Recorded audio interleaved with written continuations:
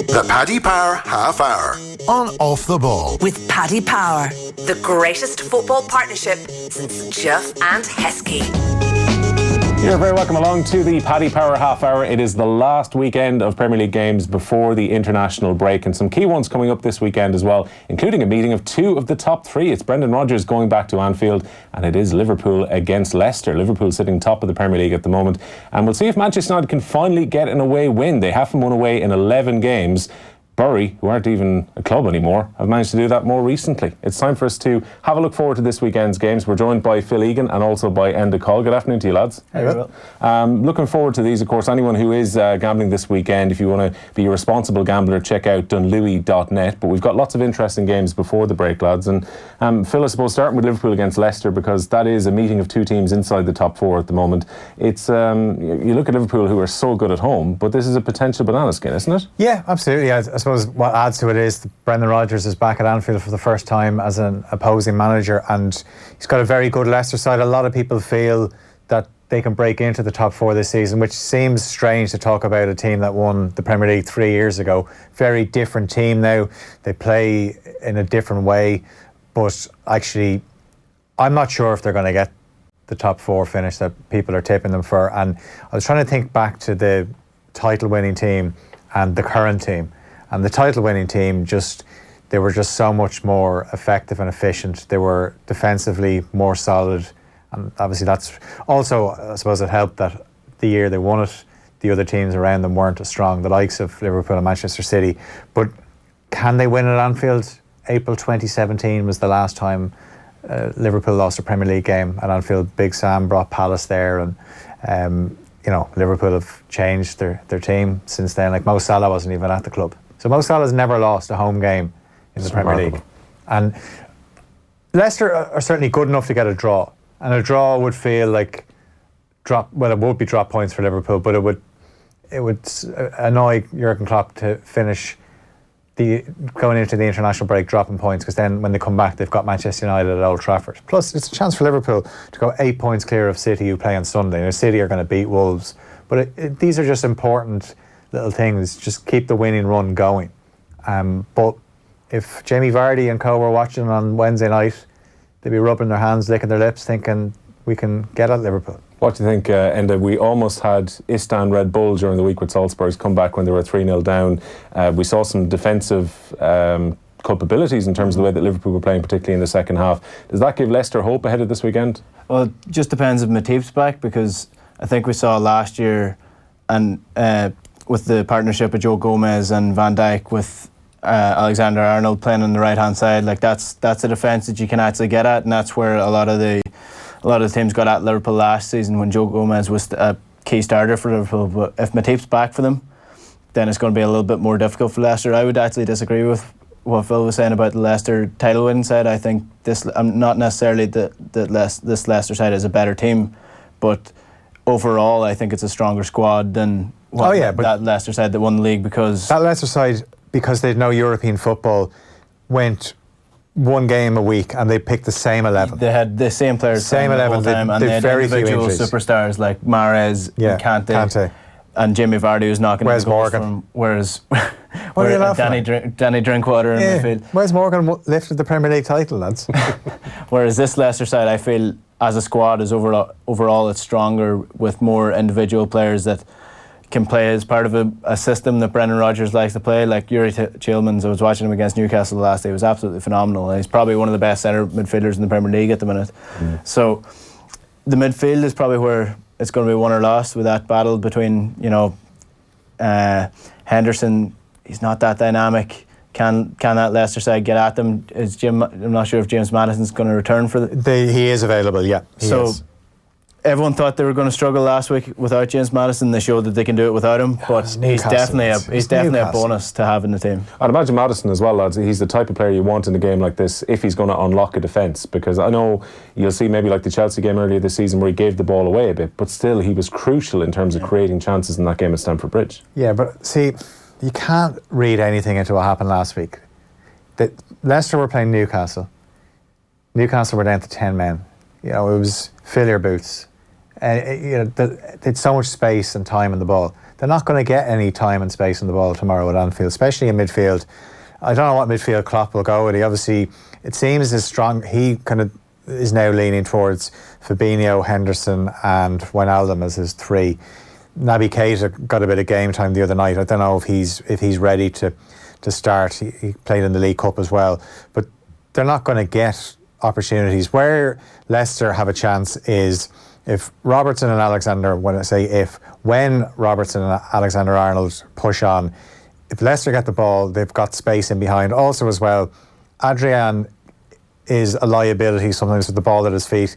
Got closed down, nearly conceded against Salzburg. Obviously we know what happened at Southampton with Danny Ings. Jamie Vardy, every time Adrian gets the ball, Jamie Vardy is going to hunt him down. So I wouldn't be surprised if there's a goal that results from an Adrian mistake because Vardy closes down, or he goes very close, because that's what Vardy brings you.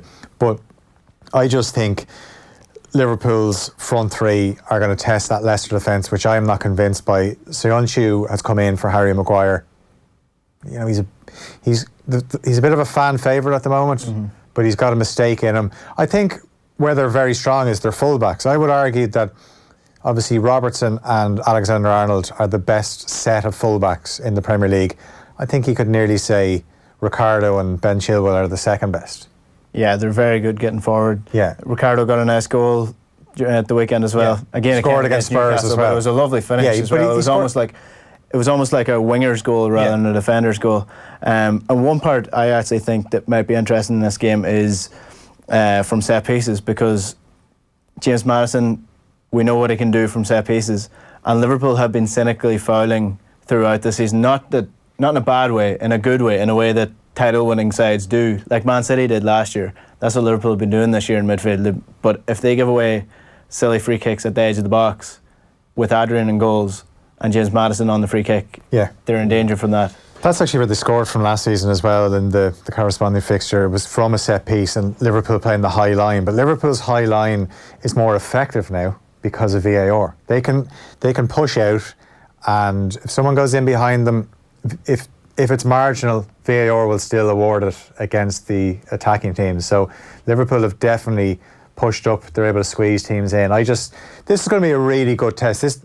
Tomorrow at 5 o'clock, we'll know a lot more about Leicester. We know all about Liverpool, but we'll know exactly how good Leicester are. Are they good enough to finish in the top four? You could argue the teams that they're up against, like they obviously lost to United, but the likes of United, Arsenal, Spurs, Chelsea all have deficiencies. So they're definitely, they deserve to be in the conversation, but I'm just not sure if they can see it out.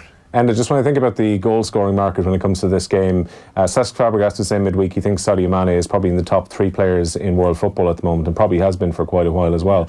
I think if you're having a go and a goal scorer this weekend, Mane is in ridiculous form. Well, we actually spoke about it on this show last week as well, how good he is, whether he's more important and then he had a Mo Salah. But I think he is. I think he's as important, if not more important, than Mo Salah to this Liverpool side. And just the link-up play between those Liverpool forwards, it's a thing of beauty. The first goal they got during the week against Salzburg, the little 1-2 with Firmino, it was absolutely gorgeous. So if they can get that link-up play going, and it's not even just the forwards, there's now Andy Robertson getting on a ball at in the middle of the 6-yard box as if he's a striker. Like, they're just coming at teams from all angles. So, like Phil said, it's going to be a real test for this Leicester just defence. have to be honest from the start, Liverpool, because they're coming off that great win against Salzburg where, questions were asked and they had the answers. And that's what they've got now under Jurgen Klopp. They've got resilience, because when it went 3-3, when Haaland equalises for Salzburg, everyone's probably thinking Salzburg have this. This could collapse, momentum's gone their way. Liverpool actually saw it the game quite well. One thing that would be a little bit of a concern, regardless of conceding the 3 goals, Liverpool at times, I noticed it last week at Bramall Lane, they're just giving the ball away too much in attack. They're trying to be too precise. Salah is the most guilty of the 3 of giving the ball away, and we said it last week. That's why I think if you could only have 2 of the front 3, I'd always go with Mane as number 1, then Firmino, and then Salah. I think Salah is actually the most replaceable of the 3. I know it sounds bizarre given how many goals he has scored, but they just need to be a bit more careful with the ball at times, because obviously when they lose it, then they commit men forward and they can be done on the counter-attack, and that would suit Leicester. It would be great to see Brendan Rodgers get a result at Anfield, though. Just for the sake of it, for the sake of narrative. We love narratives in football. Well, a result is a draw. That's a good result for Leicester. But not for Enda. No, not for me. I want him to get a win. I want him to be the first manager in 2.5 years to beat Liverpool at Anfield, because in the league, that is. Because I think he's been unfairly treated by Liverpool fans. I never understood the hostility behind Liverpool fans and Brendan Rodgers. He took them to a title race that they didn't deserve to be in the first place. And people say, yeah, it was all Suarez, but you have to allow Suarez to do that. And I think he's proven over the last 2 years. I know you can say whatever you want about Celtic, but he went to Scotland and he's come again to Leicester, and he's shown clear progress at Leicester, who finished 9th the last 2 seasons. So he's clearly a great coach. So I would love to see him just stick one to the Liverpool fans this weekend. Yeah, I know you're drinking the Brendan Rodgers Kool-Aid there, but the thing is, he's a great character, Phil. He's a great character. He's an outstanding individual. In his own words. There's no doubt he's a talented coach. Take that season, 2013-14 season aside, because in my eyes, that was a freak season for that Liverpool squad. They were bang average, but that attacking three, and even with Coutinho, so you had Suarez, Sturridge, Sterling, and then you had Coutinho. They were so bad at the back. Mm-hmm. They had a poor goalkeeper as well. So as soon as Suarez left, it all just fell. It was basically, the foundations were built on quicksand. As soon as Suarez left, it was all over. And don't forget, he lost 6-1 away to Stoke on the final day of the following season. And I think then they should have just said, look, it's not working now. He got a few games before Klopp was available in 2015, and Klopp has just completely transformed them. They're more resilient now. And I think there's traits of that in the Leicester team, and that's why I'm interested to see how they get on tomorrow at Anfield. It's an afternoon game, so the atmosphere probably won't be great, but if Liverpool have an intense spell like they had against Salzburg the other night in the first half, Leicester could be in serious trouble. Yeah, very rare 3 p.m. kick-off time for Liverpool on a Saturday as well. Switching our attention then, lads, to the first game of the weekend, because Phil, Tottenham have just been in rank awful form. Yeah. But probably the low point of the last month or so where they've been in bad form was obviously that hammering they took from Munich midweek. Yeah. Difficult to bounce back from that. Yeah, and I thought they turned the corner with the win last week against Southampton, and they obviously lost Aurier, who's suspended now for tomorrow's game, and you kind of thought, right, if they get a result against Bayern, the season could start from. Starts well when Son scored, and then it's just that the real concern would be the way and Pochettino said it himself, he felt that they gave up a little in the last 10 minutes, and that has to be a worry. But this probably shouldn't come as a surprise, given the fact that you've got 3 of the back 4, 2 lads, Vertonghen and Alderweireld, who are out of contract soon, haven't agreed new deals. Danny Rose wanted out. Aurier, again, looked like a player they were going to offload, so he's suspended. You've got Kyle Walker-Peters, who, despite 2/3 of his name, is not as good. He's not as good as Kyle Walker. He's not as good as Kieran Trippier. This is what happens. They've been moving players on. They've tried to bring in players, and Dembele, he's settling in. He's had a few knocks. Lo Celso we haven't seen. Sessegnon, these 2 lads are out. He's trying to change things. It hasn't worked. And Harry Kane has scored goals this season. He scored the winner last week. But I'm just wondering what effect the Champions League final has had on this squad in terms of the big call Pochettino had to make that night in Madrid. He got it wrong. Lucas Moura should have started that instead of Harry Kane. I get it, Harry Kane's the captain, it's hard to drop him, he's your main striker. But I wonder what effect that had on the rest of the players, where they looked at the guy who got a hat-trick in the semi-final second leg against Ajax and they thought, he can't even get into the team, we need him. And there's just, Pochettino's been saying all the wrong things at the start of this season. The players, the body, Christian Eriksen doesn't want to be there.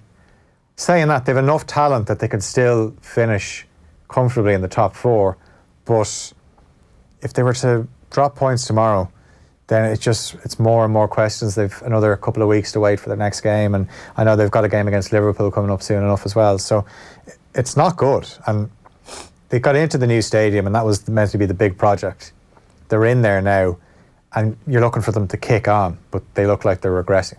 And the only thing about this is Brighton are very poor at home. Haven't won their last 8 Premier League games at home. I think they've only scored more than once in their last 11 at home as well. So they're not exactly the team who are likely to cause Spurs problems. This is probably an ideal game to bounce back with. Yeah, well, the Graham Potter revolution is working well, isn't it?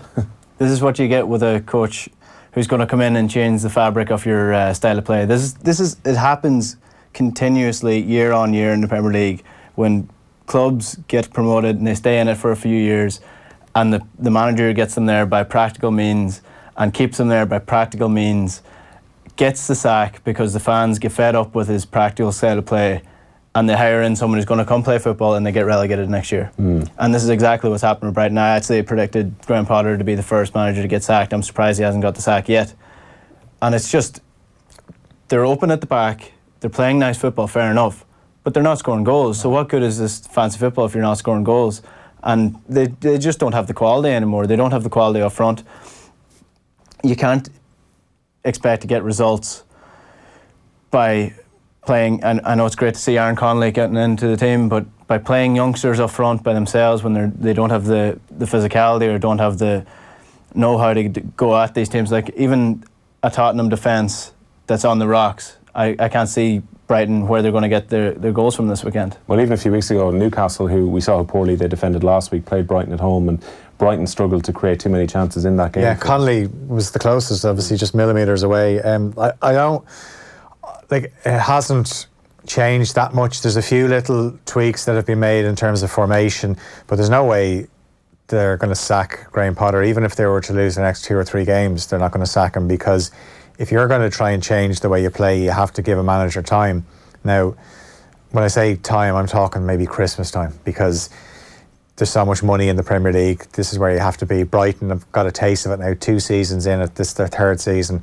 They want to stay in the top flight. So it would take something like a fairly desperate for Brighton to get rid of Graham Potter. But it's amazing when you have a reputation and but if you actually strip it back, like, this is a guy that never managed in the Premier League, given a job, and I'm all for lads being given an opportunity. So I think it's one that maybe in a few weeks we'll be able to revisit, but there's a lot of work to be done, and goals are going to be their problem, and they're still relying on Glenn Murray. This has Big Sam coming to the rescue in December. Big Sam is done, isn't he? I think he's done. I think the speed dial of Big Sam, Harry Redknapp, David Moyes, Alan Pardew, Tony Pulis, I think they've been taken off the speed dial.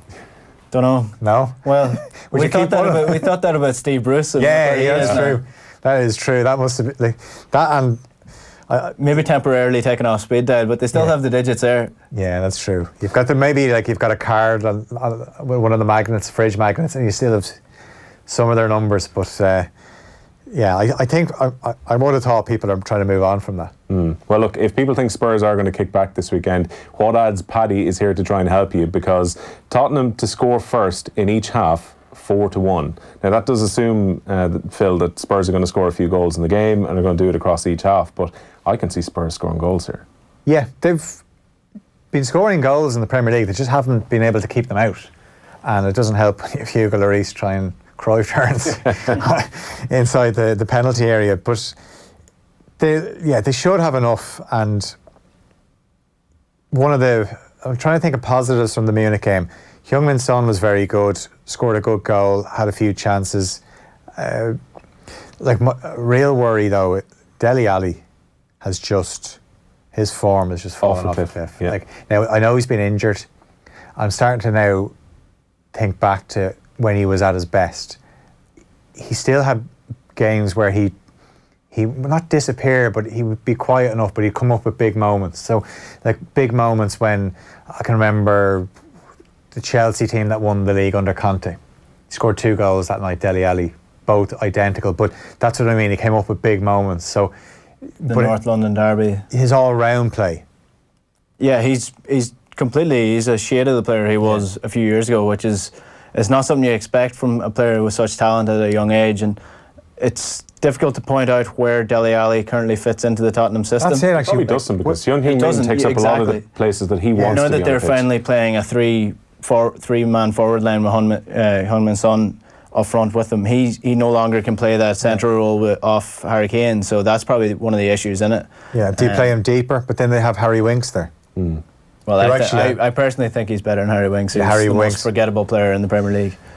He's neat and tidy, but I think he thought he was playing a training match the other night against Munich. He got caught in the ball so many times. But a lot of these players, their reputations are enhanced because they get capped for England, and there's a bit of a love in for them. But like Harry Winks he's a decent player, but would he get into any team that's trying to win a Premier League? No. Yeah, I do wonder if Spurs might change and go back to 3-5-2 at some point this season as well, and play Son and Kane together up front to get him more central. Yeah, like where does Lucas Moura come into that? The bench.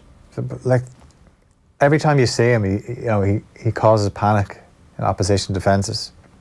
I just think if he wants to use him as an impact player, I don't know what he's going to do with Lo Celso when he eventually gets fit. He can play in a deeper role.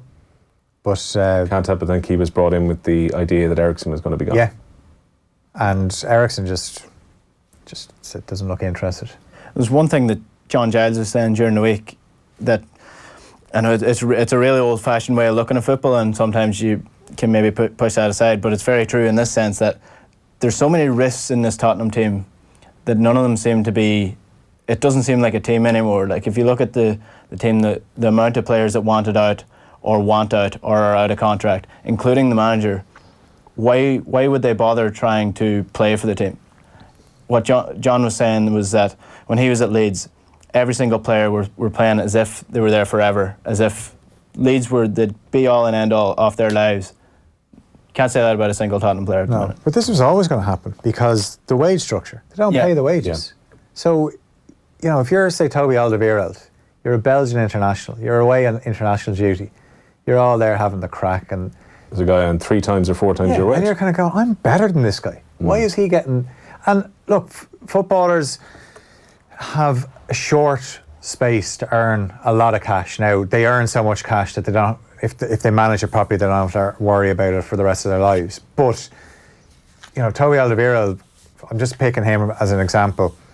There he is putting in decent performances for Spurs most weeks, and they're not winning anything either. So what is to keep them there? Very little. You do get the feeling Madrid was maybe the end of this particular Tottenham team. Yeah. It's just kind of a hangover into this season. Look at our commentary games on Off the Ball this weekend. Then we've got 2 live games.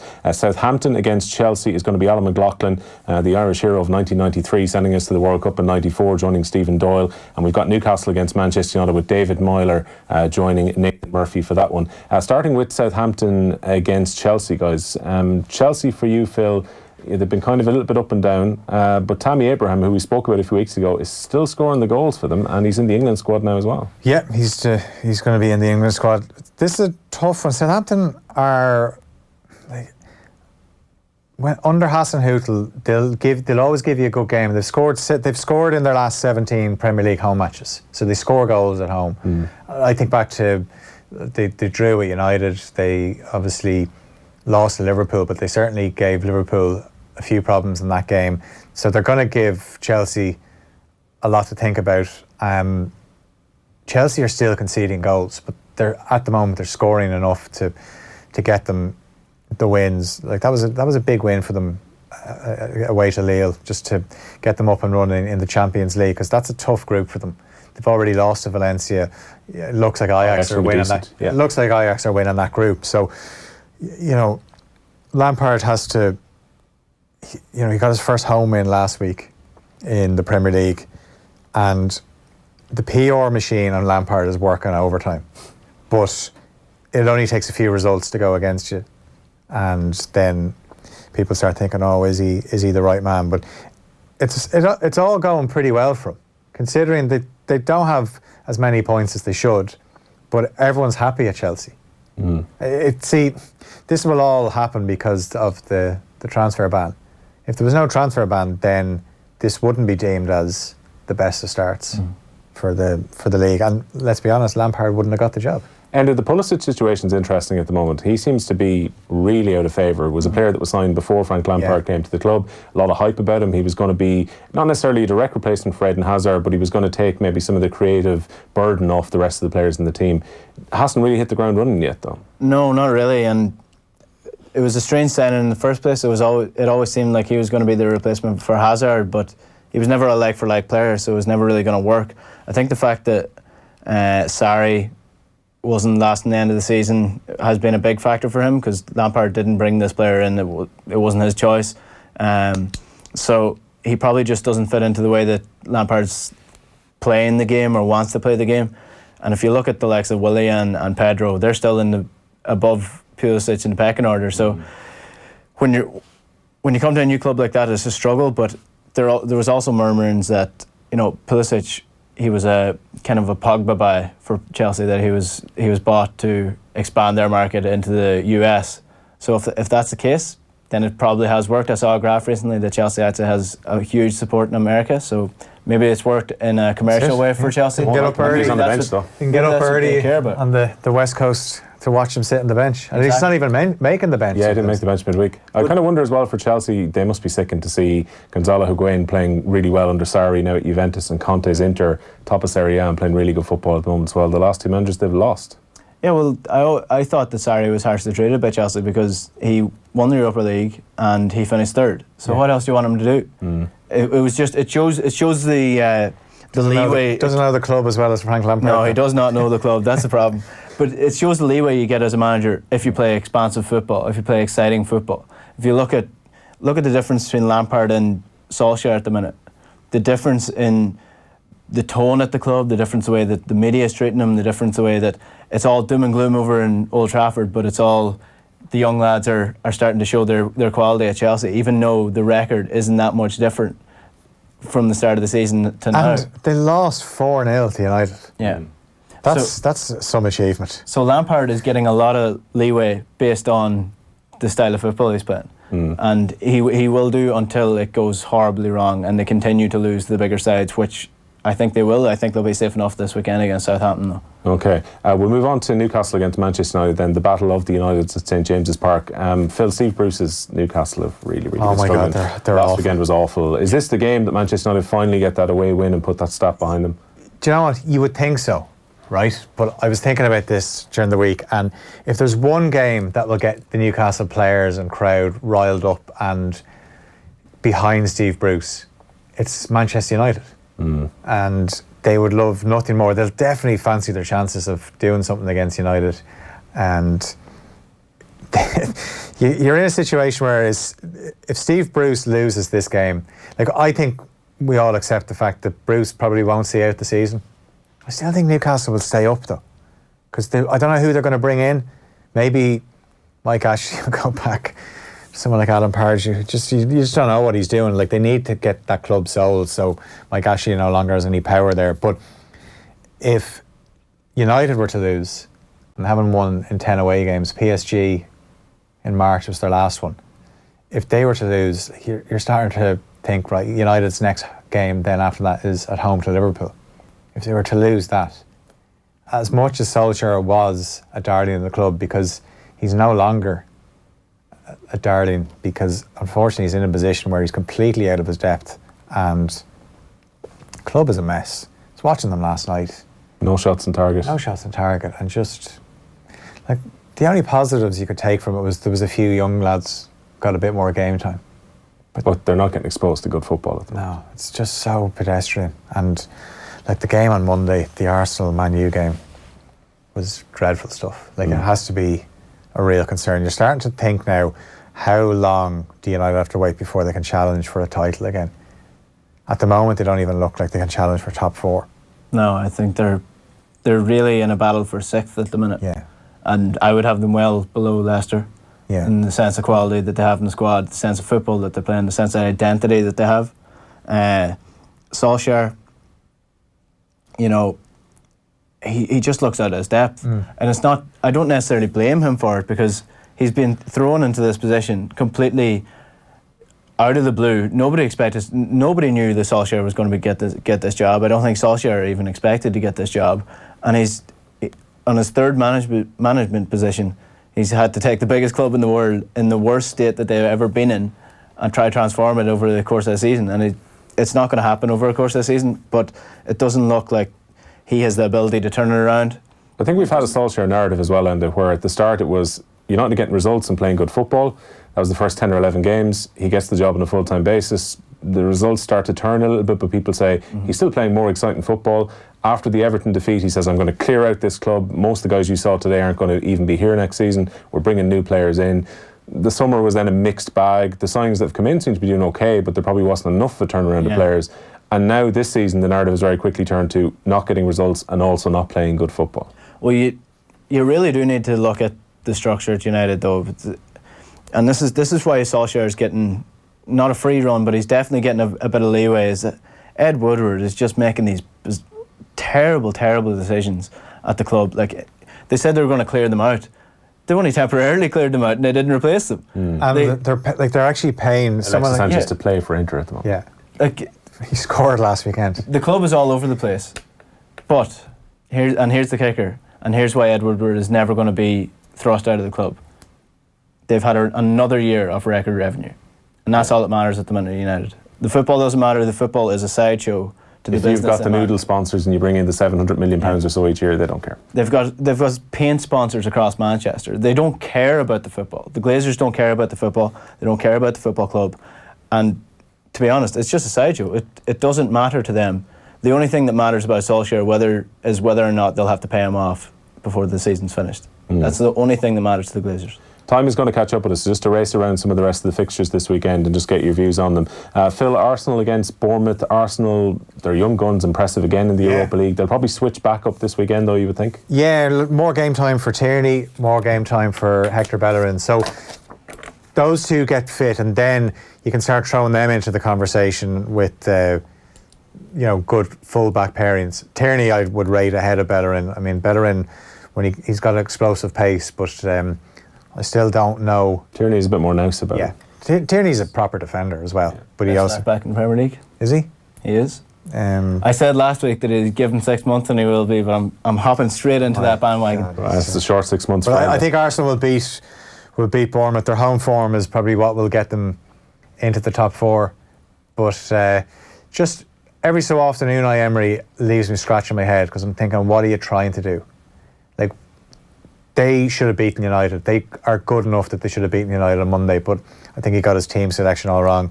If he wants to play Granit Xhaka every week, he's definitely going to make things a lot tougher for himself. Guendouzi and Torreira are just so much better in there. Even Ceballos, if he's to play. Yeah, Ceballos, you can play him there as well. Yeah, Aubameyang probably gets them out of a lot of trouble at the moment. Enda, Man City against Wolves, can't see anything but a City win here, despite Wolves getting a great result last night. Yeah, it's again another English side struggling with the European fixtures, the first time that they're in it. City are phenomenal. Like last week, we saw it again. They just turn a switch and then that's it. They just have too much for these sides. Mahrez was absolutely brilliant for them last week again. And something really interesting that Damien Delaney pointed out during the week was how the City forwards are playing at the minute. He was saying that the four City forwards are basically marking the defenders. They're not playing in the pockets, or not playing and trying to get in behind them. They're marking the four defenders, so it makes them really, really difficult for the defenders to actually do anything about them then. So I can't see this Wolves defence. It has struggled this year, being able to cope with the City defence. I would expect Aguero to come back in, along with Bernardo Silva as well. So I would say it's going to be an easy enough City one, to be honest. It's a nice option to have. Maybe David Silva due to come back into the team as well. Phil, the London derby between West Ham and Crystal Palace. West Ham obviously are very good at home this season, beat United in their last home game as well. Yeah, a lot of people are starting to think West Ham could not get top four now, but definitely into the top six. Not so sure. At the back, they're going to struggle at times. They're scoring goals. Palace are that team where they seem to do their best stuff when they can counter-attack, so this might be a game to suit them. Of course, our football coverage here with thanks to Paddy Power. We've got a couple of other offers to make for you this weekend, and we'll see if the guys can pick out any games where potentially this could happen. Plus 3 goals, plus 3 cards, and plus 9 corners. Any of the fixtures stand out for you, Enda, there, where we could have a goal fest and a card fest as well? A goal fest and a card fest. I'm probably looking towards Burnley and Everton then. Okay. Just because Burnley, Chris Wood, I expect him to cause a bit of havoc in that Everton defence. Everton haven't been great away from home. Going forward, can't expect much from Everton, but be a feisty encounter. Sean Dyche loves getting stuck into these soft boys, and of all the teams in the Premier League right now, the Everton midfielder are probably the softest. So I would say that's your goal fest and card fest. For you, Phil? Goal fests: Arsenal, Bournemouth, City, Wolves, and Southampton, Chelsea. There's 3 goal fests for you. Burnley are going to eke out maybe a 1-0 against Everton. Yeah, I think City Wolves might be a decent one because I think there's going to be goals. I think Wolves will get booked trying to stop City, and then City are going to get a lot of corners because the shots they're going to have on target as well. And our other what adds Paddy bet that we have for this weekend: each team to have 1 card in each half. Is there anywhere where discipline? I know, Andy, you're going for Burnley, Everton. Anywhere else that jumps out for you, Phil, on those fixtures where there could be cards and plenty of them? I would think Arsenal, Bournemouth is one. I think you're going to see, I wouldn't be surprised if you see a red card at the Etihad. Wouldn't be surprised to see Wolves get reduced to 10 men in that one. And I'm trying to think of just the customary yellow card. Granit Xhaka, Arsenal, Bournemouth. And there'll definitely be a few yellow cards, Burnley, Everton. Okay, well that's our lot for this week on the Paddy Power half hour. Best of luck if you are having a punt over the weekend. Just to remind you again, our live commentary games here on Off the Ball: Southampton against Chelsea on Sunday afternoon. Stephen Doyle is going to be joined by Alan McLaughlin, the hero of Windsor Park. And then after that we've got live coverage of Newcastle United against Manchester United. That one's at St James's Park, and David Myler is going to be on commentary on that one with Nathan Murphy. We'll speak to you again next weekend. The Paddy Power half hour on Off the Ball. With Paddy Power, the greatest football partnership since Jeff and Heskey.